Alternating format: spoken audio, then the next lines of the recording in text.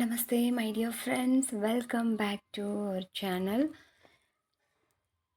ಇವತ್ತಿನ ಈ video history ಸಂಬಂಧಪಟ್ಟಂತಹ ಹಿಂದಿನ ಪ್ರಶ್ನೆ ಪತ್ರಿಕೆಗಳಲ್ಲಿ ಎಲ್ಲ ಎಕ್ಸಾಮ್ಸು ಯಾವ್ಯಾವ ಎಕ್ಸಾಮ್ಸಲ್ಲೆಲ್ಲ ಹಿಸ್ಟ್ರಿಗೆ ಸಂಬಂಧಪಟ್ಟ ಪ್ರಶ್ನೋತ್ತರಗಳು ಬರುತ್ತೋ ಆ ಎಲ್ಲ ಪರೀಕ್ಷೆಗಳಲ್ಲಿನ ಒಂದಿಷ್ಟು ಮಾಹಿತಿಗಳನ್ನ ನಾನು ಈ ವಿಡಿಯೋದಲ್ಲಿ ಮಾಡಿದ್ದೀನಿ. ಅದರ ಜೊತೆಗೆ ಅದಕ್ಕೆ ಸಂಬಂಧಪಟ್ಟಂತಹ ನೋಟ್ಸ್ಗಳನ್ನ ನಾನು ಇಲ್ಲಿ ತೊಗೊಂಡಿದ್ದೀನಿ. ಈ ವಿಡಿಯೋ ಖಂಡಿತ ನಿಮಗೆ ಮುಂಬರುವಂತಹ ಯಾವುದೇ ಎಕ್ಸಾಮ್ ನೀವು ಕಟ್ಟಿದ್ರೂ ಹಿಸ್ಟ್ರಿ ರಿಲೇಟೆಡ್ ಅದಕ್ಕೆ ಸಂಬಂಧಪಟ್ಟಂತಹ ನೋಟ್ಸು ಇದು ತುಂಬ ಚೆನ್ನಾಗಿ ಯೂಸ್ ಆಗುತ್ತೆ ನಿಮಗೆ ಯಾವುದೇ ಎಕ್ಸಾಮಿಗಾದರೂ ಮುಂದೆ. ಹಾಗಾಗಿ ವಿಡಿಯೋನ ಪರಿಪೂರ್ಣವಾಗಿ ನೋಡಿ. ಮತ್ತು ನಮ್ಮ ಚಾನಲ್ನ ಮೊದಲೇ ಬಾರಿಗೆ ನೋಡ್ತಿದ್ರೆ ಚಾನಲ್ನ ಸಬ್ಸ್ಕ್ರೈಬ್ ಮಾಡ್ಕೊಳ್ಳಿ, ಆಲ್ರೆಡಿ ನೋಟಿಫಿಕೇಷನ್ ಸೆಲೆಕ್ಟ್ ಮಾಡ್ಕೊಳ್ಳಿ. ಮತ್ತು ವಿಡಿಯೋಗೊಂದು ಲೈಕ್ ಮಾಡಿ, ಈ ವಿಡಿಯೋನ ನಿಮ್ಮ ಫ್ರೆಂಡ್ಸ್ಗೆ ಶೇರ್ ಮಾಡಿ ಅಂತ ಹೇಳ್ತಾ ಬನ್ನಿ ತಡ ಮಾಡದೆ ಪ್ರಾರಂಭ ಮಾಡೋಣ. ವಿಡಿಯೋನ ಪರಿಪೂರ್ಣವಾಗಿ ನೋಡಿ, ಅಂದಾಗ ಮಾತ್ರ ನಿಮಗೆ ಅರ್ಥ ಆಗುತ್ತೆ, ಮಾಹಿತಿ ಪೂರ್ಣ ಅಂತ ಹೇಳ್ತಾ ನೋಡಿ. ರೀಸೆಂಟಾಗಿ ಕೇಳಿರ್ತಕ್ಕಂತಹ ಪ್ರಶ್ನೆಗಳಲ್ಲಿ ಕರ್ನಾಟಕ ಸಭಾ ಸಂಸ್ಥೆ ಸ್ಥಾಪನೆ ಆಗಿದ್ದು ನೋಡಿ 1916ರಲ್ಲಿ ಧಾರವಾಡದಲ್ಲಿ ಸ್ಥಾಪನೆ ಆಗುತ್ತೆ. ಯಾರ ನೇತೃತ್ವದಲ್ಲಿ ಅಂತಂದರೆ ಗಂಗಾಧರ್ ರಾವ್ ದೇಶಪಾಂಡೆ ಹಾಗೂ ರಾಘವೇಂದ್ರ ಕಡಪ ಅವರ ನೇತೃತ್ವದಲ್ಲಿ 1916ರಲ್ಲಿ ಕರ್ನಾಟಕ ಸಭಾ ಸಂಸ್ಥೆ ಸ್ಥಾಪನೆ ಆಗಿರುತ್ತೆ. ಆ್ಯಂಡ್ ಆಸ್ ವೆಲ್ ಆಸ್ ವಿದ್ಯಾವರ್ಧಕ ಸಂಘ 1890ರಲ್ಲಿ ರಾಮಚಂದ್ರ ಹನುಮಂತರಾವ್ ದೇಶಪಾಂಡೆ ಅವರ ನೇತೃತ್ವದಲ್ಲಿ ಸ್ಥಾಪನೆ ಆಗುತ್ತೆ. ಹಾಗೆ ಈ ವಿದ್ಯಾವರ್ಧಕ ಸಂಘ ಒಂದು ಪತ್ರಿಕೆಯನ್ನು ಹೊರಡಿಸಿರುತ್ತೆ. ಅದು ಯಾವುದು ಅಂತಂದರೆ ವಾಗ್ಭೂಷಣ. ಕೇಳ್ಬೋದು, ವಾಗ್ಭೂಷಣ ಪತ್ರಿಕೆ ಹೊರಡಿಸಿದ ಸಂಸ್ಥೆ ಯಾವುದು ಅಂತ ಕೂಡ ಕೇಳ್ಬೋದು. ಮತ್ತು ಈ ವಾಗ್ಭೂಷಣ ಪತ್ರಿಕೆಯಲ್ಲಿ ಹೆಚ್ಚು ಅಂಕಣ ಬರಹವನ್ನು ಬರೆದಂಥವರು ಆಲೂರು ವೆಂಕಟರಾಯರು. ಇವರಿಗೆ ಇನ್ನೊಂದು ಪ್ರಸಿದ್ಧ ಕೃತಿ ಇವ್ರದ್ದು ಅಂತಂದರೆ ಕರ್ನಾಟಕದ ಗತವೈಭವ ಅನ್ನುವಂಥದ್ದು. ಇವ್ರಿಗೆ ಗೊತ್ತಿರಲಿ, ಕರ್ನಾಟಕದ ಕುಲಪುರೋಹಿತ ಅನ್ನುವಂತಹ ಬಿರುದಿದೆ. ಇದನ್ನು ಕೂಡ ತುಂಬ ಸಲ ಕೇಳಿದ್ದಾರೆ, ಇದು ಕೂಡ ಕ್ವಶನ್ ಆಗಿದೆ. ಕರ್ನಾಟಕದ ಕುಲಪುರೋಹಿತ ಎಂಬ ಬಿರುದಾಂಕಿತರಾದವರು ಯಾರು ಅಂತ. So that purpose each and every points very important ಆಗಿರುತ್ತೆ. ಇನ್ನು ನೆಕ್ಸ್ಟ್ ನೋಡ್ರಿ, ಲಟ್ಟಲೂರಿನ ಪುರವರಾಧೀಶ್ವರರು ಅಂತ ಕರೆಸಿಕೊಂಡಂಥವ್ರು ಅಂತಂದರೆ ರಾಷ್ಟ್ರಕೂಟರು. ಅವರಿಗೆ ಆ ಥರ ಹೆಸರಿತ್ತು ರಾಷ್ಟ್ರಕೂಟರಿಗೆ. ಎಲಿಫೆಂಟ್ ಆದ ಗುಹಾಂತರ ದೇವಾಲಯಗಳ ಬಗ್ಗೆ ನೀವು ಕೇಳಿರ್ತೀರ, ಓದಿರ್ತೀರ ಅಲ್ವಾ? ಸೊ ಆ ಗುಹಾಂತರ ದೇವಾಲಯಗಳನ್ನ, ದೊಡ್ಡ ದೊಡ್ಡ ಬಂಡೆಗಲ್ಲುಗಳನ್ನ ಕೊರೆದು ದೇವಾಲಯಗಳನ್ನ ನಿರ್ಮಿಸಿರ್ತಾರೆ ರಾಷ್ಟ್ರಕೂಟರು. ಇನ್ನು ಲಟ್ಟಲೂರು ಅನ್ನುವಂಥದ್ದು ಈಗಿನ ಲಾತೂರು. ಈಗ ಅದನ್ನು ಲಾತೂರು ಅಂತ ಕರೀತಾರೆ. ಇದು ಮಹಾರಾಷ್ಟ್ರದಲ್ಲೇ ಬರ್ತದೆ ಇದು ಕೂಡ. ಈಗ ಪ್ರೆಸೆಂಟ್ ನಿಮಗೆ ಗೊತ್ತಿದೆ. ಇನ್ನು ಈ ಎಲ್ಲ ದೇವಾಲಯಗಳಲ್ಲಿ ರಾಮಾಯಣ ಮತ್ತು ಮಹಾಭಾರತಕ್ಕೆ ಸಂಬಂಧಪಟ್ಟಂತಹ ಕಥೆಗಳನ್ನು ಕೆತ್ತಿಸಲಾಗಿದೆ. ಗುಡ್ ಮೆಸೇಜ್ ಕೊಡುವಂತಹ ಕಥೆಗಳನ್ನ ದೇವಾಲಯದ ಕಂಬಗಳಲ್ಲಿ ಕೆತ್ತಿಸಲಾಗಿದೆ. ದೇವಾಲಯದ ತುಂಬ. ಎಲಿಫೆಂಟ್ ಆದ ಪ್ರಾಚೀನ ಹೆಸರು ಗೊರವಪುರಿ ಅಂತ. ಎಲಿಫೆಂಟ್ ಆದ ಪ್ರಾಚೀನ ಹೆಸರು ಗೊರವಪುರಿ. ಮತ್ತು ಇದಕ್ಕೆ ಎಲಿಫೆಂಟ ಅಂತ ಹೆಂಗೆ ಹೆಸರು ಬಂತು ಅಂತಂದರೆ, ಇದನ್ನು ಪೋರ್ಚುಗೀಸರು ಬಿಕಾಸ್ ದ್ಯಾಟ್ ತುಂಬ ದೊಡ್ಡ ದೊಡ್ಡ ಆನೆಗಳು ನೀವು ಈಗ ನೋಡ್ತೀರಾ. ನೀವು ಜೈನರಿಗೆ ಸಂಬಂಧಪಟ್ಟ ಹಾಗೆ, ಅಂದರೆ ಎಲ್ಲ ಜೈನ ಗುರುಗಳು ಸಾಮ್ರಾಜ್ಯಗಳನ್ನ ಕಟ್ಟಿಸಿರ್ತಾರೆ. ಸಾಕಷ್ಟು ಆಳಿ ಹೋಗಿದ್ದಾರೆ ಜೈನ ಗುರುಗಳು, ಸಾಮ್ರಾಜ್ಯ ಸ್ಥಾಪನೆಗೆ ಸಹಾಯ ಆಗಿದೆ ಸಾಕಷ್ಟು. ಹಾಗಾಗಿ ಅಲ್ಲಿ ಎಲಿಫೆಂಟಾದಲ್ಲಿ ಏನಾಗಿದೆ, ಸಾಕಷ್ಟು ಅಲ್ಲಿ ಗುಹಾಂತರ ದೇವಾಲಯಗಳಲ್ಲಿ ಅವರು ನೋಡಿದ್ದಾರೆ ದೊಡ್ಡ ದೊಡ್ಡ ಆನೆಗಳ ಚಿತ್ರಗಳನ್ನು. ಆ ಊರಲ್ಲಿ ನೋಡಿಬಿಟ್ಟು ಎಲಿಫೆಂಟಾ ಅಂತ ಅವರು ಅದಕ್ಕೆ ಹೆಸರು ಕೊಟ್ಟಿದ್ದು. ಮುಂಚೆ ಅದನ್ನು ಪ್ರಾಚೀನ ಕಾಲದಲ್ಲಿ ಗೊರವಪುರಿ ಅಂತ ಕರಿತಾ ಇದ್ರು. ಪೋರ್ಚುಗೀಸರಿಗೆ ಅದನ್ನು ಹಂಗೆ ಕರೀಲಿಕ್ಕೆ ಆಗಲಿಲ್ಲ. ಸೊ ದ್ಯಾಟ್ ಅಲ್ಲಿ ದೊಡ್ಡ ದೊಡ್ಡ ಆನೆಗಳ ಚಿತ್ರಗಳಿರೋದ್ರಿಂದ ಎಲಿಫೆಂಟಾ ಅಂತ ಅವರು ಅದಕ್ಕೆ ಹೆಸರನ್ನು ಕರೆದಿದ್ದು. ಅದೇ ಹೆಸರು ರೂಢಿಗೆ ಬಂದಿರುವಂಥದ್ದು. ಸೊ ಈಗ ಇದನ್ನು ಲಾತೂರ್ ಅಂತ ಕರೀತಾರೆ. ಮಹಾರಾಷ್ಟ್ರದಲ್ಲಿದೆ. ಕರ್ನಾಟಕದ ಬಗ್ಗೆ, ಕರ್ನಾಟಕದ ಗಡಿಯ ಬಗ್ಗೆ ಮೊಟ್ಟ ಮೊದಲ ಉಲ್ಲೇಖವಾದ ಗ್ರಂಥ ಅಂತಂದರೆ ಕವಿರಾಜಮಾರ್ಗ.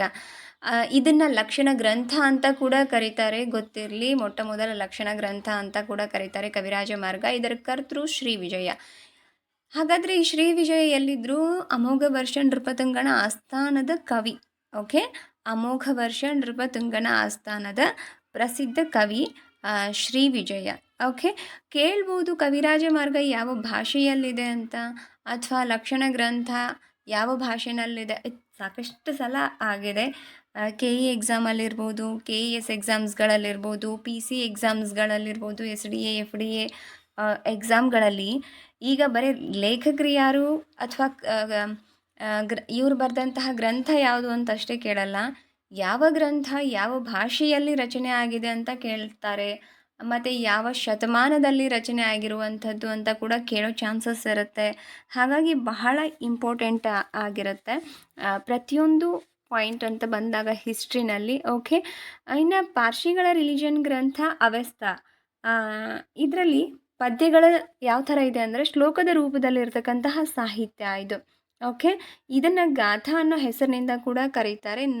ನೋ ಇಲ್ಲೇ ಇಲ್ಲ, ನಾನು ಹೆಚ್ಚಿನ ಮಾಹಿತಿಗೋಸ್ಕರ ನಿಮಗೆ ಹೇಳ್ತಾ ಇರುವಂಥದ್ದು. ಓಕೆ, ಅವಸ್ತಾ ಅನ್ನುವಂಥದ್ದು ಪಾರ್ಸಿಗಳ ರಿಲಿಜನ್ ಗ್ರಂಥ ಇದು. ಇದರಲ್ಲಿ ಪದ್ಯ ಹೆಂಗಿದೆ ಅಂದರೆ ಶ್ಲೋಕದ ರೂಪದಲ್ಲಿ ಇರತಕ್ಕಂತಹ ಸಾಹಿತ್ಯ. ಗಾಥಾ ಅಂತ ಕೂಡ ಇದನ್ನು ಕರೀತಾರೆ, ಗೊತ್ತಿರಲಿ. ಓಕೆ, ಇನ್ನು ವೆರಿ ಇಂಪಾರ್ಟೆಂಟ್, ಸಿಯಾಕ್ ಅನ್ನುವಂತಹ ದೊರೆ ಬರ್ತಾರೆ. ಓಕೆ, ಬಹಳ ಇಂಪಾರ್ಟೆಂಟ್ ಆದಂಥದ್ದು. ಹಾಗೆ ಸಂಸ್ಕೃತ ಭಾಷೆಯಲ್ಲಿ ಮಾಲತಿ ಮಾಧವ ಮತ್ತು ಉತ್ತರ ಚರಿತೆ ಮತ್ತು ಮಹಾವೀರ ಚರಿತೆ ಮಹಾಕಾವ್ಯಗಳನ್ನು ರಚಿಸಿರ್ತಾರೆ ಭವಭೂತಿಯವರು. ಓಕೆ, ಭವಭೂತಿ ರಚಿಸಿರ್ತಕ್ಕಂತಹ ಮಹಾಕಾವ್ಯಗಳದು ವೆರಿ ಇಂಪಾರ್ಟೆಂಟ. ಓಕೆನಾ. ಇನ್ನು ನೆಕ್ಸ್ಟ್ ನೋಡಿ, ಇಲ್ಲೊಂದು ಹೇಳಿಕೆ ತಗೊಂಡಿದ್ದೀನಿ. 1857ರ ದಂಗೆಗೆ ಸಂಬಂಧಿಸಿದಂತೆ ಈ ಕೆಳಕಂಡ ಹೇಳಿಕೆಗಳನ್ನು ಪರಿಗಣಿಸಿ ಅಂತ ಇದೆ. ಓಕೆ, ಸೊ ಇಲ್ಲಿ ಮೊದಲೇ ಹೇಳಿಕೆ ಏನಿದೆ ನೋಡಿ, ಕೊನೆಯ ಮೊಘಲ್ ದೊರೆ ಎರಡನೆಯ ಬಹದ್ದೂರ್ ಶಾನನ್ನು ಭಾರತದ ಚಕ್ರವರ್ತಿ ಮತ್ತು ದೆಹಲಿಯ ದಂಗೆಯ ನಾಯಕ ಅಂತ ಘೋಷಿಸಲಾಯಿತು ಅಂತ ಹೇಳಿದ್ದಾರೆ. ಸೆಕೆಂಡ್ ಒನ್ ಏನಿದೆ, ಬ್ರಿಟಿಷ್ ಸೇನಾಧಿಕಾರಿ ಸರ್ ಜಾನ್ ನಿಕೋಲ್ಸನ್ ದೆಹಲಿಯನ್ನು ವಶಪಡಿಸಿಕೊಂಡನು ಅಂತ ಇದೆ. ಈ ಹೇಳಿಕೆಗಳನ್ನ ಗಮನಿಸಿ ಸರಿಯಾದ ಉತ್ತರವನ್ನು ಗುರುತಿಸಬೇಕು. 4 ಆಪ್ಷನ್ಸ್ ಕೊಟ್ಟಿದ್ದಾರೆ. ಹೇಳಿಕೆ 1 ಮತ್ತು 2 ಸರಿ, ಮತ್ತು ಹೇಳಿಕೆ 1ನ್ನು ಹೇಳಿಕೆ 2 ವಿವರಿಸುತ್ತದೆ ಅಂತ ಇದೆ. ಇನ್ನು ಎರಡನೇ ಆಪ್ಷನ್ ಹೇಳಿಕೆ 1 ಮತ್ತು 2 ಸರಿಯಾಗಿ ಇದೆ, ಹೇಳಿಕೆ 1ನ್ನು ಹೇಳಿಕೆ 2 ವಿವರಿಸೋದಿಲ್ಲ ಅಂತ ಇದೆ.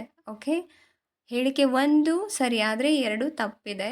ಮೂರನೇದು ಹೇಳಿಕೆ 1 ತಪ್ಪು 2 ಸರಿ ಇದೆ ಅಂತ ಇದೆ. ಸೊ ಕರೆಕ್ಟ್ ಆನ್ಸರು ಹೇಳಿಕೆ 2 ಕರೆಕ್ಟ್ ಆಗುತ್ತೆ. ಬಿಕಾಸ್ ದ್ಯಾಟ್ 2 ಸರಿಯಾಗಿದೆ. ಕೊನೆಯ ಮೊಘಲ್ ದೊರೆ ಎರಡನೆಯ ಬಹದ್ದೂರ್ ಶಾನನ್ನು ಭಾರತದ ಚಕ್ರವರ್ತಿ ಮತ್ತು ದೆಹಲಿಯ ದಂಗೆಯ ನಾಯಕ ಅಂತ ಕರೆದ್ರು ಅಂತ ಘೋಷಿಸಲಾಗಿದೆ ಅಂತ ಇದೆ. ಬಿಕಾಸ್ ದ್ಯಾಟ್ ಒಂದು ದಂಗೆ ನಡಿಬೇಕು ಅಂದರೆ ಸಮರ್ಥವಾದ ನಾಯಕ ಇರಬೇಕು. ದಂಗೆ ನಡಿಲಿಕ್ಕೆ ಅಷ್ಟೇ ಅಲ್ಲ, ಒಂದು ರಾಷ್ಟ್ರ, ಒಂದು ಸಂಸ್ಥೆ ಆಗಲಿ, ಒಂದು ಕುಟುಂಬ ಆಗಲಿ ಅಥವಾ ಒಂದು ದೇಶ ಆಗಲಿ, ಅದು ಸುಸಜ್ಜಿತವಾಗಿ ನಡಿಬೇಕು ಅಂತ ಅಂದರೆ ಅಲ್ಲಿ ಒಬ್ಬ ಸಮರ್ಥ ನಾಯಕತ್ವ ಬೇಕಾಗಿರುತ್ತೆ. ಇದು 1857ರ ದಂಗೆ ಅಲ್ಲಲ್ಲೇ ಅವರವರೇ ಒಂದು ಒಗ್ಗಟ್ಟಿಲ್ದೇ ಆಗಿರ್ತಕ್ಕಂತಹ ದಂಗೆ ಇದು. ಹಾಗಾಗಿ ಅದು ಯಶಸ್ವಿ ಆಗಲಿಲ್ಲ in that time. Okay, so that ಆ 2 ಹೇಳಿಕೆಗಳು ನಿಜ, ಬಟ್ ಅದು ಒಂದನ್ನೊಂದು ಸಮರ್ಥನೆ ಅದು ಅಲ್ಲ. ಓಕೆನಾ. ಬಂಗಾಳಕ್ಕೆ ಸಂಬಂಧಿಸಿದಂತೆ ಈ ಕೆಳಗಿನ ಹೇಳಿಕೆಗಳನ್ನು ಗಮನಿಸಿ. ಹೇಳಿಕೆ 1, 1965ರಲ್ಲಿ ರಾಬರ್ಟ್ ಕ್ಲೈವನು ದ್ವಿಸರ್ಕಾರ ಪದ್ಧತಿಯನ್ನು ಜಾರಿಗೆ ತರ್ತಾನೆ. ಓಕೆ, ಇನ್ನು ಹೇಳಿಕೆ 2 ಏನಿದೆ, ಬ್ರಿಟಿಷರಿಗೆ ಕಂದಾಯ ವಸೂಲಿ ಮಾಡಲು ದಿವಾನಿ ಹಕ್ಕುಗಳನ್ನು ನೀಡಲಾಯಿತು ಹಾಗೂ ನಿಜಾಮನಿಗೆ ಆಡಳಿತ ಕಾನೂನು ಮತ್ತು ಸುವ್ಯವಸ್ಥೆಯ ಹೊಣೆಗಾರಿಕೆಯನ್ನು ನೀಡಲಾಯಿತು ಅಂತ ಹೇಳಿದ್ದಾರೆ. ಸೊ ಈ ಹೇಳಿಕೆಗಳಿಗೆ ಸಂಬಂಧಪಟ್ಟಂತೆ ಕೆಳಗಡೆ ಇರ್ತಕ್ಕಂತಹ ಆಪ್ಷನ್ಸಲ್ಲಿ ಯಾವುದು ಸರಿ? ಸೆಕೆಂಡ್ ಒನ್ ಸರಿ ಆಗುತ್ತೆ. ಹೇಳಿಕೆ 1 ಮತ್ತು 2 ಸರಿ ಆದರೆ ಹೇಳಿಕೆ 1ನ್ನು ಹೇಳಿಕೆ 2 ವಿವರಿಸೋದಿಲ್ಲ. ಓಕೆ, ಸೊ 1965ರಲ್ಲಿ ರಾಬರ್ಟ್ ಕ್ಲೈವ್ ಏನು ಮಾಡ್ತಾನೆ, ದ್ವಿಸರ್ಕಾರ ಪದ್ಧತಿಯನ್ನು ಜಾರಿಗೆ ತರ್ತಾನೆ. ಏನಕ್ಕೋಸ್ಕರ ಜಾರಿಗೆ ತರ್ತಾನೆ ಹಂಗಂದ್ರೆ ಅವನು ದ್ವಿಸರ್ಕಾರ ಪದ್ಧತಿಯನ್ನು? ಓಕೆ, ಜಾಸ್ತಿ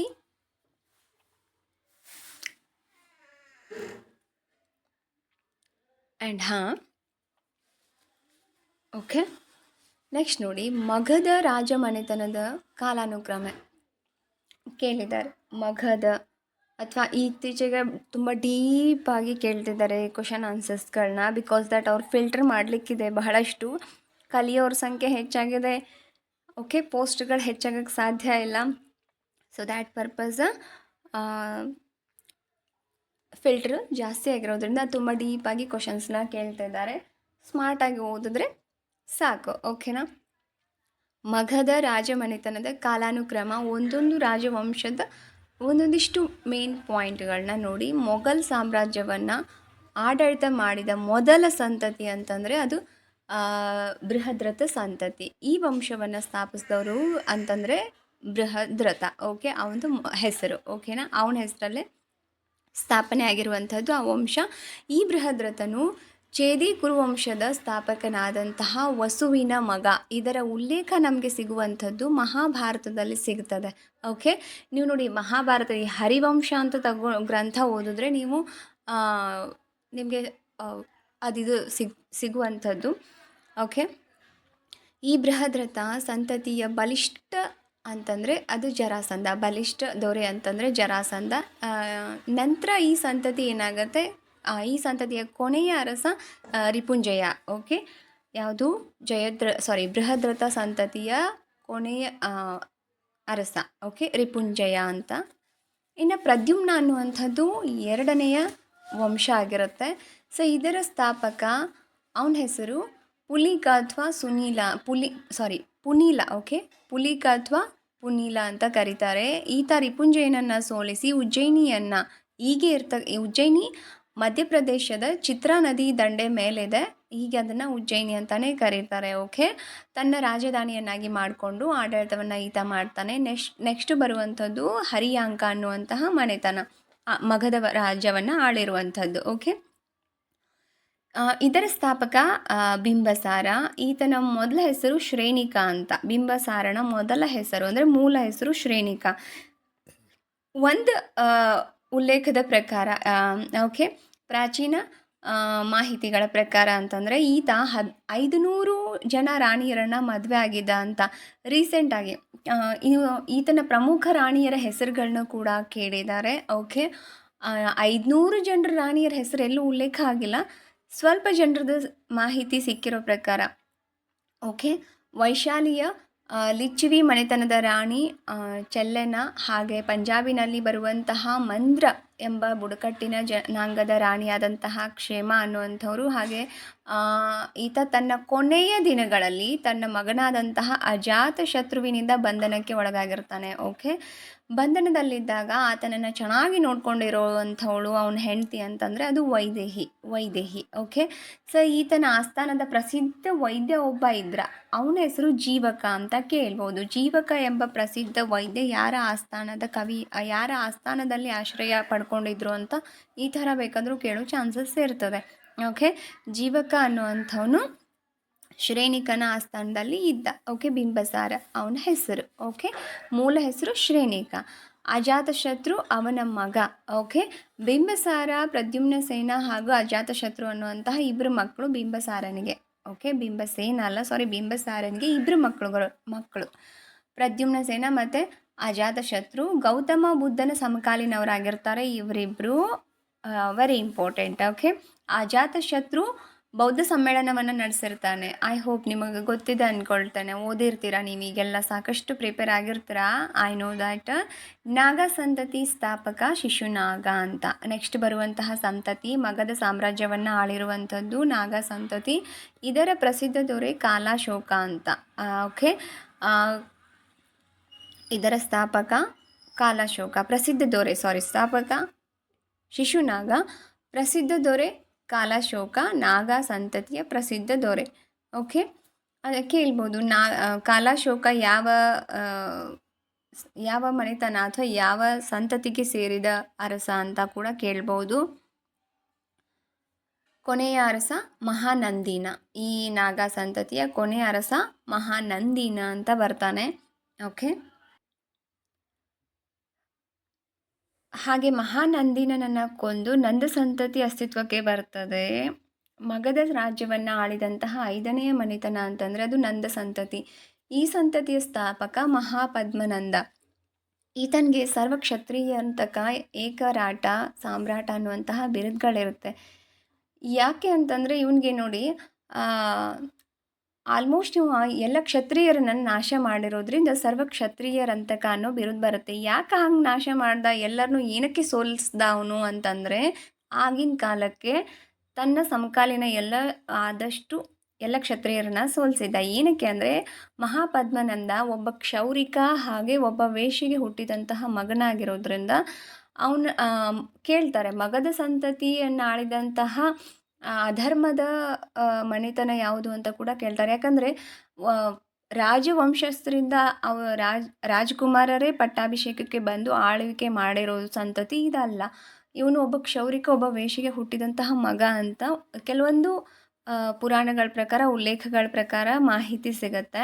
ಹಾಗಾಗಿ ಅಧರ್ಮದ ಸಂತತಿ ಅಂತ ಕೂಡ ಇದನ್ನು ಕರೀತಾರೆ. ಮಗಧವನ್ನು ಆಳಿದ ಅಧರ್ಮದ ಸಂತತಿ ಅಂತ ಕೂಡ ಕರೀತಾರೆ. ಆ ಸಿಟ್ಟಿಟ್ಕೊಂಡು ಅವನೇನು ಮಾಡ್ತಾನೆ, ತನಗಾದ ಅವಮಾನ ಸೇಡು ತೀರಿಸ್ಕೊಳ್ಳಿಕ್ಕೋಸ್ಕರ ಆ ಸಿಟ್ಟಿಟ್ಕೊಂಡು ಆಗ ಇರ್ತಕ್ಕಂತಹ ಎಲ್ಲ ಕ್ಷತ್ರಿಯರನ್ನ ಸೋಲಿಸ್ತಾನೆ. ಓಕೆ, ಈತನಿಗೆ 9 ಜನ ಮಕ್ಕಳಿರ್ತಾರೆ. ಅದರಲ್ಲಿ ಧನನಂದ ಅನ್ನೋನು ಕೂಡ ಒಬ್ಬ. ನಾವು ಅದನ್ನು ಇತಿಹಾಸದಲ್ಲಿ ಓದಿದ್ದೀವಿ. ಧನನಂದ ಅನ್ನೋಂಥವನು ಹಣದ ಲೋಭಿ ಆಗಿರ್ತಾನೆ, ಹಣದ ದುರಹಂಕಾರಿ ಆಗಿರ್ತಾನೆ, ಬಹಳಷ್ಟು ಹಣದ ಹುಚ್ಚಿರ್ತದೆ ಅವನಿಗೆ. ಓಕೆ, ಬಹಳಷ್ಟು ಅಧರ್ಮದ ಕಾರ್ಯಗಳನ್ನ ಮಾಡ್ತಾನೆ, ನೀಚ ಕಾರ್ಯಗಳನ್ನ ಮಾಡ್ತಾನೆ, ದುಡ್ಡಿನ ಆಸೆಗೋಸ್ಕರ ಬಹಳಷ್ಟು ಕೆಟ್ಟದಾಗಿ ಪ್ರಜೆಗಳ ಜೊತೆ ವರ್ತಿಸ್ತಾನೆ ಅನ್ನೋದನ್ನು ನೋಡಿರ್ತೀರ, ಕೇಳಿರ್ತೀರ ಇತಿಹಾಸದಲ್ಲಿ. ಇನ್ನು ಧನನಂದ ಜಾರಿಗೆ ತಂದಂತಹ ಭೂಮಾಪನ ಪದ್ಧತಿ ಅಂತಂದರೆ ನಂದೋಪಕ್ಷಣಿ ಅಂತ ಬರ್ತದೆ. ಓಕೆ, ಅದನ್ನು ಅಧಿಕ ತೆರಿಗೆಗೋಸ್ಕರ ತಂದಿರ್ತಾನೆ, ಡಬಲ್ ತೆರಿಗೆ. ಓಕೆ, ತೆರಿಗೆಗೋಸ್ಕರ ತಂದಿರುವಂಥದ್ದು. ಇನ್ನು ಅಮಾತ್ಯ ರಾಕ್ಷಸ ಮತ್ತು ಕೌಟಿಲ್ಯ ಎಂಬ ಇಬ್ಬರು ಮಂತ್ರಿಗಳು ಧನನಂದನ ಆಸ್ಥಾನದಲ್ಲಿ ಇರ್ತಾರೆ, ನಿಮಗೆ ಗೊತ್ತಿರಲಿ. ಓಕೆ, ಅಮಾತ್ಯ ರಾಕ್ಷಸ ಮತ್ತು ಕೌಟಿಲ್ಯ.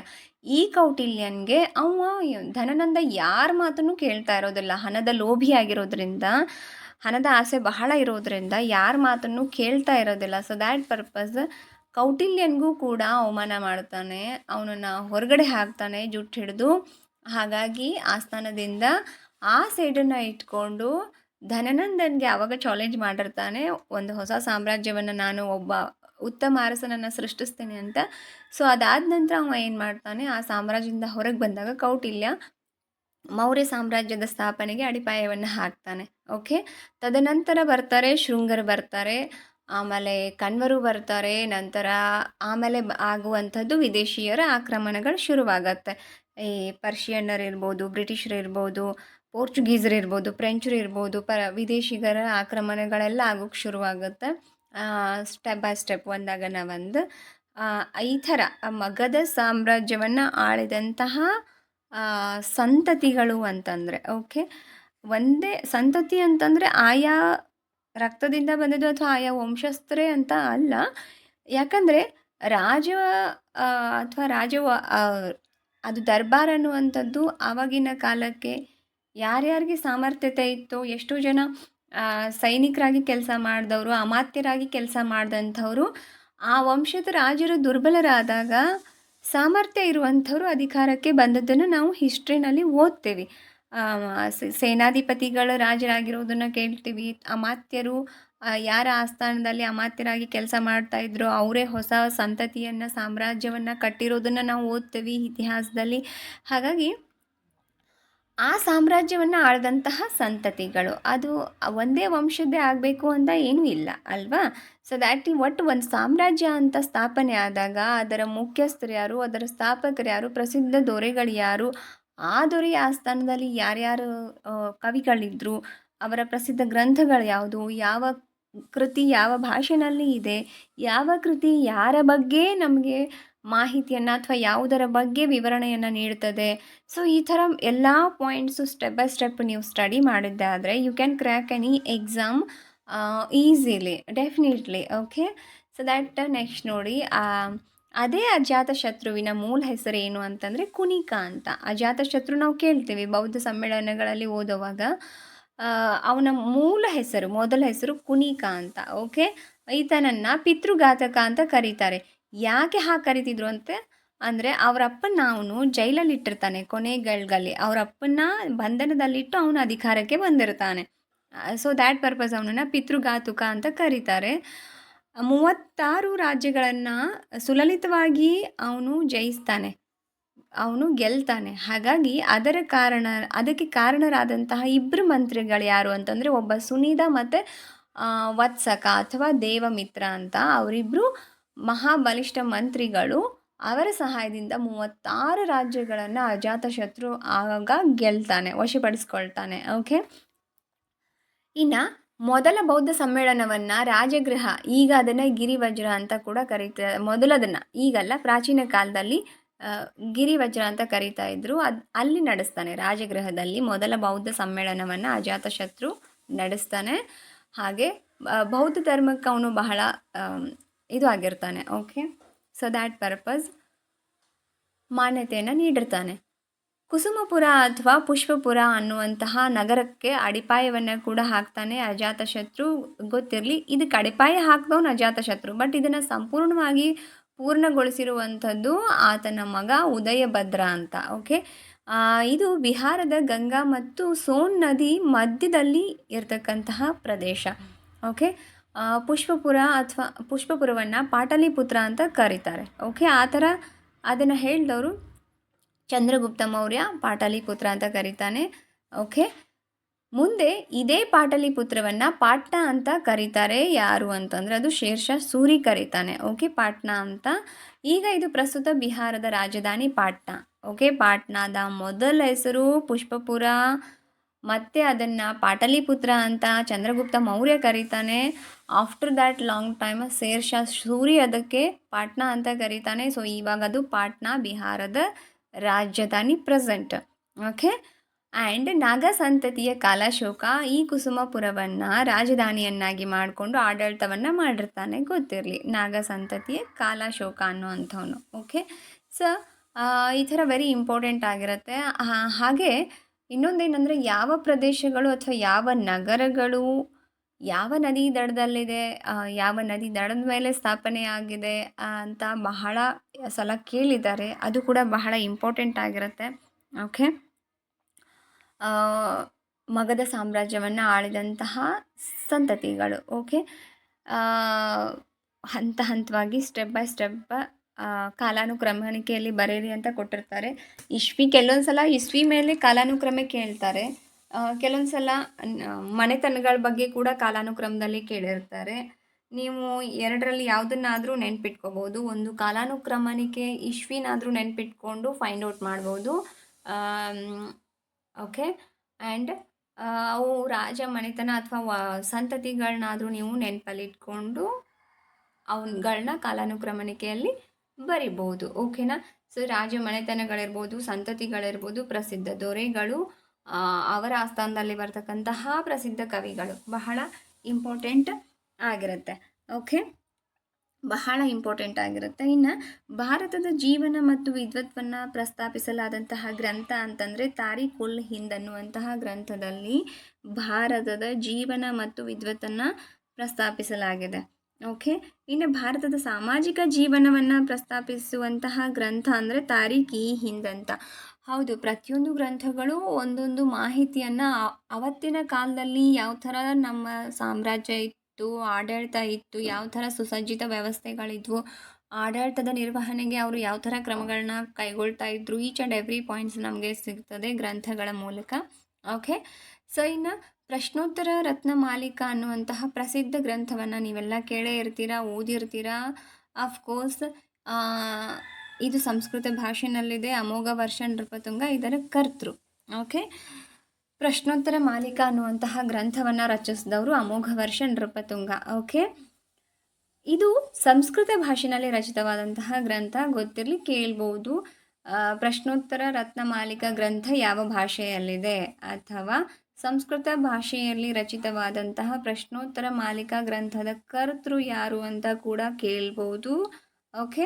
ಅಥವಾ ಅಮೋಘ ವರ್ಷ ನೃಪತುಂಗ ಸಂಸ್ಕೃತ ಭಾಷೆಯಲ್ಲಿ ರಚಿಸಿದಂತಹ ಗ್ರಂಥ ಈ ಕೆಳಗಿನವುಗಳಲ್ಲಿ ಯಾವುದು ಅಂತ ಕೂಡ ಕೇಳ್ಬೋದು, ಬೇರೆ ಬೇರೆ ಗ್ರಂಥಗಳನ್ನು ಕೊಟ್ಟು.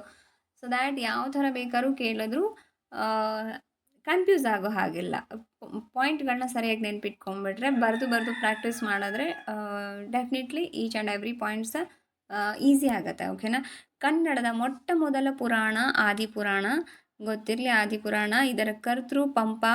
ಓಕೆ. ಪಂಪ, ರಣ್ಣ, ಜನ್ನ, ಪೊನ್ನ ಕೇಳಿರ್ತೀರ. ಕವಿಗಳನ್ನ ಓದಿರ್ತೀರ. ಯಾರ್ಯಾರು ಆಸ್ಥಾನದಲ್ಲಿದ್ದರು ಅವರ ಪ್ರಸಿದ್ಧ ಗ್ರಂಥಗಳ ಬಗ್ಗೆ ಓದಿರ್ತೀರ.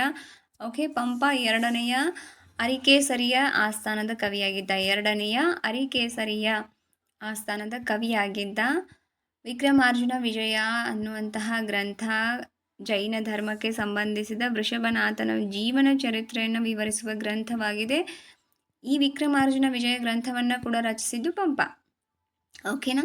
ಇದು ಯಾವುದರ ಬಗ್ಗೆ ನಮಗೆ ಮಾಹಿತಿ ನೀಡುತ್ತೆ ಅಂದರೆ ವೃಷಭನಾಥನ ಜೀವನದ ಬಗ್ಗೆ ನಮಗೆ ಮಾಹಿತಿಯನ್ನು ನೀಡುವಂತಹ ಗ್ರಂಥ. ಇನ್ನು ಚಾವುಂಡರಾಯ ಬರೆದಿರ್ತಕ್ಕಂಥದ್ದು ಚಾವುಂಡರಾಯ ಪುರಾಣ ಅನ್ನುವಂಥದ್ದು ಸಂಸ್ಕೃತದಲ್ಲಿ ರಚಿತವಾಗಿರುವಂಥದ್ದು. ಇನ್ನು ಮತ್ತೆ ನೋಡಿ ಚರಿತ್ರೆ ಸಾರ ಮತ್ತು ಲೋಕೋಪಕಾರ ಎಂಬ 2 ಗ್ರಂಥಗಳನ್ನು ಕೂಡ ಬರೀತಾರೆ. ಓಕೆ, ಇದು ಕೂಡ ನೋಡಿ ಚಾವುಂಡರಾಯನೇ ರಚಿಸಿರುವಂಥದ್ದು.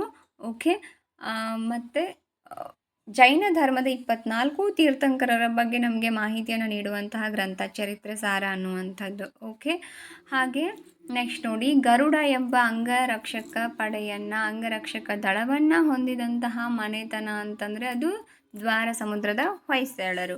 ನಾವು ಈಗ ಬಾಹುಬಲಿ ಫಿಲ್ಮ್ ಇರ್ಬೋದು, ಮಹಾಭಾರತದ ಕಥೆಗಳನ್ನ ನೋಡುವಾಗಲಿರ್ಬೋದು, ದ್ರೋಣಾಚಾರ್ಯರಿರ್ಬೋದು, ಭೀಷ್ಮಾಚಾರ್ಯರಿರ್ಬೋದು, ಒಬ್ಬೊಬ್ಬರು ಒಂದೊಂದು ವ್ಯೂಹವನ್ನು ರಚನೆ ಮಾಡಿರ್ತಾರೆ. ಅಲ್ಲಿ ಸೈನ್ಯದಲ್ಲಿ ಬೇರೆ ಬೇರೆ ಸೈನ್ಯ ಇರ್ತದೆ. ಹಾಗೆ ಗರುಡ ಎಂಬ ಅಂಗರಕ್ಷಕ ದಳವನ್ನು ಹೊಂದಿದಂತಹ ರಾಜವಂಶ ಅಂತಂದರೆ ಮನೆತನ ಅಂತಂದರೆ ದ್ವಾರ ಸಮುದ್ರದ ಹೊಯ್ಸಳರು. ಅಂದರೆ ಅವರವರು ಸೈನ್ಯಕ್ಕೆ ಒಂದೊಂದು ಹೆಸರನ್ನು ಇಟ್ಟಿರ್ತಾ ಇದ್ರು.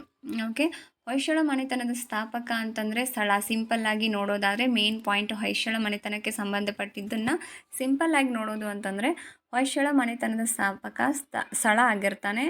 ಪ್ರಸಿದ್ಧ ಅರಸ ಈ ವಂಶದ, ಯಾವುದು ಹೊಯ್ಸಳ ವಂಶದ ಪ್ರಸಿದ್ಧ ದೊರೆ ವಿಷ್ಣುವರ್ಧನ. ಅವನ ಮೊದಲ ಹೆಸರು ಬಿಟ್ಟಿದೇವ ಅಂತ ಇತ್ತು. ಓಕೆ, ಆಫ್ಟರ್ ದ್ಯಾಟ್ ಅವ ಜೈನ ಧರ್ಮವನ್ನು ವೈಷ್ಣವ ಧರ್ಮವನ್ನು ಸ್ವೀಕಾರ ಮಾಡಿದ್ಮೇಲೆ ಅವನಿಗೆ ವಿಷ್ಣುವರ್ಧನ ಅನ್ನುವಂತಹ ಹೆಸರು ಬಂತು. ಜೈನ ಧರ್ಮದ ಪ್ರಸಿದ್ಧ ಧರ್ಮಗುರು ಆವಾಗಿನ ಕಾಲಕ್ಕೆ ಸುದತ್ತಾಚಾರ್ಯ ಅನ್ನುವಂಥವರು ಈ ಗುರುವಿನ ಮಾರ್ಗದರ್ಶನದಲ್ಲಿ ಸ್ಥಳ ಏನು ಮಾಡ್ತಾನೆ, ಹೊಯ್ಸಳ ಸಾಮ್ರಾಜ್ಯವನ್ನು ಸ್ಥಾಪನೆ ಮಾಡ್ತಾನೆ. ಓಕೆ, ರಾಜಧಾನಿಗಳು ಅಂತಂದರೆ ನೋಡಿ ಇವ್ರದ್ದು ಹೊಯ್ಸಳರ ಮೊದಲ ರಾಜಧಾನಿ ಸೊಸೆ ಊರು ಅಂತ ಇತ್ತು. ಎರಡನೆಯ ರಾಜಧಾನಿ ನೋಡಿ ವೇಲಾಪುರ. ಪ್ರಸ್ತುತ ಇದು ಬೇಲೂರು ಹಾಸನ ಜಿಲ್ಲೆಯಲ್ಲಿದೆ. ವೇಲಾಪುರವನ್ನು ಪ್ರಸ್ತುತ ಬೇಲೂರು ಅಂತ ಕರೀತಾರೆ, ಹಾಸನ ಜಿಲ್ಲೆನಲ್ಲಿದೆ. ಓಕೆ, ಹಾಗೆ ಇವರ ಪ್ರಸಿದ್ಧ ರಾಜಧಾನಿ ಅಂತಂದರೆ ದ್ವಾರ ಸಮುದ್ರ. ಪ್ರಸ್ತುತ ಇದನ್ನು ಹಳೆಬೀಡು ಅಂತ ಕರೀತಾರೆ, ಗೊತ್ತಿರಲಿ ಇದರ ಹೆಸರು ಹಳೆಬೀಡು. ಇನ್ನು ಕೇತಮಲ್ಲ ಅನ್ನುವಂತಹ ಒಬ್ಬ ದಂಡನಾಯಕ, ವಿಷ್ಣುವರ್ಧನನ ದಂಡನಾಯಕ ಆಗಿರ್ತಾನೆ. ಈತ ಹಳೆಬೀಡಿನಲ್ಲಿ ಹೊಯ್ಸಳೇಶ್ವರ ದೇವಾಲಯವನ್ನು ನಿರ್ಮಿಸ್ತಾನೆ. ಪ್ರಸಿದ್ಧವಾದಂತಹ ದೇವಾಲಯ ಅದು. ಹಾಗೆ ಚೋಳರನ್ನು ಸೋಲಿಸಿ ತಲಕಾಡನ್ನು ಗೆದ್ದುಕೊಂಡ ಸವಿನೆನಪಿಗೋಸ್ಕರ ವಿಷ್ಣುವರ್ಧನ ಬೇಲೂರಿನ ಚೆನ್ನಕೇಶವ ದೇವಾಲಯವನ್ನು ಹಾಗೆ ಕೀರ್ತಿನಾರಾಯಣ ದೇವಾಲಯಗಳನ್ನು ನಿರ್ಮಾಣ ಮಾಡ್ತಾನೆ. ಇನ್ನು ಬೇಲೂರಿನ ಚೆನ್ನಕೇಶವ ದೇವಾಲಯಕ್ಕೆ ಏಕಕೂಟ ದೇವಾಲಯ ಅಂತ ಕೂಡ ಕರೀತಾರೆ, ಗೊತ್ತಿರಲಿ, ಕನ್ಫ್ಯೂಸ್ ಆಗಬೇಡಿ. ಓಕೆ, ಇನ್ನು ಚೆನ್ನಕೇಶವ ದೇವಾಲಯದ ಶಿಲ್ಪಿ ಅಂದರೆ ಅದನ್ನು ಕೆತ್ತಿದಂತಹ ಶಿಲ್ಪಿ ಅಂದರೆ ಚಾವಣ ಮತ್ತು ದಾಸೋಜ ಅನ್ನುವಂತಹ ಶಿಲ್ಪಿಗಳು ಬೇಲೂರಿನ ಚೆನ್ನಕೇಶವ ದೇವಾಲಯವನ್ನು ನಿರ್ಮಿಸಿರ್ತಾರೆ. ಓಕೆ, ಏಕಕೂಟ ದೇವಾಲಯ ಅಂತ ಚೆನ್ನಕೇಶವ ದೇವಾಲಯಕ್ಕೆ ಇರುವಂತಹ ಹೆಸರು. ವಿಷ್ಣುವರ್ಧನ ನಿರ್ಮಿಸಿರ್ತಾನೆ ಅದೆರಡು ದೇವಾಲಯಗಳನ್ನ. ಏನಕ್ಕೋಸ್ಕರ? ಚೋಳರನ್ನು ಸೋಲಿಸಿ ತಲಕಾಡನ್ನು ಗೆದ್ದುಕೊಂಡಂತಹ ಸವಿನೆನಪಿಗೋಸ್ಕರ. ಓಕೆ, ವಿಷ್ಣುವರ್ಧನನ ಮೊದಲ ಹೆಸರು ಏನಿರುತ್ತೆ, ಬಿಟ್ಟಿದೇವ ಇರುತ್ತೆ. ಇವನು ರಾಮಾನುಜಾಚಾರ್ಯರಿಂದ ಪ್ರೇರಿತನಾಗಿ ವೈಷ್ಣವ ಧರ್ಮವನ್ನು ಸ್ವೀಕಾರ ಮಾಡ್ತಾನೆ. ಓಕೆ, ಹಾಗಾಗಿ ಆಫ್ಟರ್ ದ್ಯಾಟ್ ಅವನ ಹೆಸರು ಚೇಂಜ್ ಆಗುತ್ತೆ ವಿಷ್ಣುವರ್ಧನ ಅಂತ. ಓಕೆ, ಇನ್ನು ರಾಮಾನುಜಾಚಾರ್ಯರಿಗೆ ತಮಿಳುನಾಡಿನಲ್ಲಿ ಮೇಲುಕೋಟೆ ಚಲುವನಾರಾಯಣ ಸ್ವಾಮಿ ದೇವಾಲಯವನ್ನು ನಿರ್ಮಿಸಿಕೊಡ್ತಾನೆ ವಿಷ್ಣುವರ್ಧನ. ನಿರ್ಮಿಸಿಕೊಟ್ಟು ಆ ದೇವಾಲಯಕ್ಕೆ ಅವರನ್ನೇ ಅರ್ಚಕರನ್ನಾಗಿ ಮಾಡ್ತಾನೆ. ಓಕೆ, ಆಮೇಲೆ ತನ್ನ ಸಾಮ್ರಾಜ್ಯದಲ್ಲಿ ಮೊಟ್ಟ ಮೊದಲ ಬಾರಿಗೆ ಮಹಿಳಾ ಅಂಗರಕ್ಷಕರನ್ನು ಹೊಂದಿದಂತಹ ದೊರೆ ಅಂತಂದರೆ ಚಂದ್ರಗುಪ್ತ ಮೌರ್ಯ, ಗೊತ್ತಿರಲಿ ನಿಮಗೆ. ಓಕೆ, ಇನ್ನು ದೆಹಲಿ ಸುಲ್ತಾನನಾದಂತಹ ಅಲಾವುದ್ದೀನ್ ಖಿಲ್ಜಿಯ ದಂಡನಾಯಕ ಮಲ್ಲಿಕಾಫರ್ ಹೊಯ್ಸಳರ ಬಲ್ಲಾಳನ ಕಾಲದಲ್ಲಿ ದಾಳಿಯನ್ನು ಮಾಡ್ತಾರೆ. ಓಕೆ, ದಾಳಿಯನ್ನು ಮಾಡಿ ಜೊತೆಗೆ ಅದನ್ನು ಲೂಟಿ ಮಾಡ್ತಾರೆ ಆ ಪ್ರದೇಶವನ್ನು, ರಾಜಧಾನಿಯನ್ನು. ಓಕೆ, ಎರಡನೆಯ ಬಲ್ಲಾಳನ ಕಾಲದಲ್ಲಿ ದಾಳಿಯನ್ನು ಮಾಡಿ ಲೂಟಿ ಮಾಡ್ತಾರೆ. ಓಕೆ, ಇನ್ನು ರಾಷ್ಟ್ರಕೂಟ ಮನೆತನದ ಸ್ಥಾಪಕ ಯಾರು ಅಂತಂದರೆ ದಂತಿದುರ್ಗ ಬರ್ತಾರೆ. ರಾಷ್ಟ್ರಕೂಟದ ಮನೆತನದ ಸ್ಥಾಪಕ ದಂತಿದುರ್ಗ. ಬಾದಾಮಿ ಚಾಲುಕ್ಯರ ಕೊನೆಯ ಅರಸ ಅಂತಂದರೆ ಎರಡನೆಯ ಕೀರ್ತಿವರ್ಮನನ್ನು ಸೋಲಿಸಿ ರಾಷ್ಟ್ರಕೂಟ ಮನೆತನ ಸ್ಥಾಪನೆ ಆಗಿರುತ್ತೆ. ಗೊತ್ತಿರಲಿ, ರಾಷ್ಟ್ರಕೂಟ ಮನೆತನ. ಓಕೆ, ಬಾದಾಮಿ ಚಾಲುಕ್ಯರ ನಂತರ ಬಂದಂತಹ ಮನೆತನ. ಇನ್ನು ರಾಷ್ಟ್ರಕೂಟರ ಮೂಲ ಪುರುಷ 1ನೇ ಕರ್ಕ. ಇವರ ಲಾಂಛನ ಅಂತಂದರೆ ಅದು ಗರುಡ. ಇನ್ನು ಪ್ರಸಿದ್ಧ ದೊರೆ ಅಮೋಘವರ್ಷ ನೃಪತುಂಗ. ಕೊನೆಯ ದೊರೆ ಅಂತಂದರೆ 2ನೆಯ ಕರ್ಕ. ಸಾಲೋಟಗಿ ಶಿವಮೊಗ್ಗ ಜಿಲ್ಲೆಯ ಬಳ್ಳಿಗಾಮಿ ಮತ್ತು ಕಲಬುರಗಿ ಜಿಲ್ಲೆಯ ಮಾನ್ಯಕೇಟ ರಾಷ್ಟ್ರಕೂಟರ ಪ್ರಮುಖ ಶಿಕ್ಷಣ ಕೇಂದ್ರಗಳಾಗಿದ್ವು. ನಿಮಗೆ ಗೊತ್ತಿರಲಿ. ಓಕೆ, ಯಾವುದ್ಯಾವುದು? ಒಂದು ಮಾನ್ಯಕೇಟ, ಒಂದು ಸಾಲೋಟಗಿ, ಹಾಗೆ ಬಳ್ಳಿಗಾಮಿ ಅಂತ ಈ 3 ಪ್ರದೇಶಗಳು ರಾಷ್ಟ್ರಕೂಟರ ಶಿಕ್ಷಣದ ಪ್ರಮುಖ ಕೇಂದ್ರಗಳ ಆಗಿದ್ವು. ಅಲ್ಲಿ ಶಿಕ್ಷಣದ ಪ್ರಾಮುಖ್ಯತೆ ಜಾಸ್ತಿ ಇತ್ತು. ಈಗೇನು ಹೆಂಗೆ ನಾವು ಈವನ್ ಧಾರವಾಡ ಹೆಂಗೆ ಎಜುಕೇಷನಿಗೆ ಫೇಮಸ್ ಅಂತ ಹೇಳ್ತೀವಲ್ವ, so same like that. Okay, ಹಾಗಾಗಿ okay, very important. Okay, Rashtrakuta ಮನೆತನದ ಸ್ಥಾಪಕ ದಂತಿದುರ್ಗ. ಬಾದಾಮಿ ಚಾಲುಕ್ಯರ ಕೊನೆಯ ಅರಸ 2ನೇ ಕೀರ್ತಿವರ್ಮನನ್ನು ಸೋಲಿಸಿ ಇವರು ರಾಷ್ಟ್ರಕೂಟರ ತಮ್ಮ ಮನೆತನವನ್ನು ಸ್ಥಾಪಿಸಿರ್ತಾರೆ. ಗೊತ್ತಿರಲಿ, ವೆರಿ ಇಂಪಾರ್ಟೆಂಟ್ ಆದಂತಹ ಮಾಹಿತಿಗಳಿದೆಲ್ಲ. ಎಲ್ಲೋರಾದ ಕೈಲಾಸ ದೇವಾಲಯದ ನಿರ್ಮಾತೃ ಯಾರು ಅಂತಂದರೆ 1ನೆಯ ಕೃಷ್ಣ ಆಗಿರ್ತಾನೆ. ಎಸ್, ರಾಷ್ಟ್ರಕೂಟರು ಅದ್ಭುತವಾದಂತಹ ಕೊಡುಗೆಯನ್ನು ವಾಸ್ತುಶಿಲ್ಪಕ್ಕೆ ನೀಡಿದ್ದಾರೆ. ಅಜಂತ ಎಲ್ಲೋರ ಗುಹೆಗಳನ್ನ ನೋಡಿದರೆ ನೀವು ಖಂಡಿತ ಅರ್ಥ ಆಗ್ತದೆ ನಿಮಗೆ. ಹಾಗೆ ಭಾರತದ ಜೀವನ ಮತ್ತು ವಿದ್ವತ್ತನ್ನು ಪ್ರಸ್ತಾಪಿಸಲಾದಂತಹ ಗ್ರಂಥ ಅಂದರೆ ತಾರೀಖ್ ಉಲ್ ಹಿಂದ್. ಇದರ ಕರ್ತೃ ಅಲ್ಬೇರುನಿ. ಈತ ಗಜ್ನಿ ಮಹಮ್ಮದನ ಆಸ್ಥಾನದ ಕವಿಯಾಗಿರ್ತಾನೆ. ಸಂಸ್ಕೃತ ಭಾಷೆಯಲ್ಲಿ ಮಾಲತಿ, ಮಾಧವ ಮತ್ತು ಉತ್ತರ ರಾಮಚರಿತ, ಮಹಾವೀರ ಚರಿತ ಕಾವ್ಯಗಳನ್ನು ರಚಿಸಿದವರು ಅಂತಂದರೆ ಅದು ಭವಭೂತಿ. ಓಕೆ, ಐ ಹೋಪ್ ನಿಮಗೆ ಖಂಡಿತ ಅರ್ಥ ಆಗಿದೆ ಅಂತ ಅಂದ್ಕೊಳ್ತೀನಿ. ವಿಡಿಯೋ ಖಂಡಿತ ಯೂಸ್ಫುಲ್ ಆಗಿರುತ್ತೆ ಕಮ್ಮಿಂಗ್ ಆಲ್ ಎಕ್ಸಾಮ್ಸ್, ಕಾಂಪಿಟೇಟಿವ್ ಎಕ್ಸಾಮ್ಸ್ಗೆ. ವಿಡಿಯೋನ ಇಲ್ಲಿವರೆಗೂ ನೋಡಿದ್ದಕ್ಕೆ ಧನ್ಯವಾದಗಳು. Thank you so much for visiting our channel and as well as watching this video. Okay, until the end. Okay, and subscribe ಮಾಡ್ಕೊಳ್ಳಿ, ಶೇರ್ ಮಾಡಿ ಈ ವಿಡಿಯೋಗೊಂದು ಲೈಕ್ ಮಾಡಿ. ವಿಡಿಯೋ ಕೆಳಗಡೆ ಲೈಕ್ ಬಟನ್ ಕಾಣಿಸ್ತದೆ. ಈ ವಿಡಿಯೋ ನಿಮ್ಮ ಫ್ರೆಂಡ್ಸ್ಗೆ ಶೇರ್ ಮಾಡಿ ಅಂತ ಹೇಳ್ತಾ, ಹೆಚ್ಚಿನ ಮಾಹಿತಿಯೊಂದಿಗೆ ಮುಂದಿನ ವಿಡಿಯೋದಲ್ಲಿ ಸಿಗೋಣ. ಅಲ್ಲಿವರೆಗೂ ನೋಡ್ತಾ ಇರಿ. Take care of yourself and study regularly. Thank you so much. ಮತ್ತೆ ಮುಂದಿನ ವಿಡಿಯೋದಲ್ಲಿ ಸಿಗೋಣ. Thank you once again.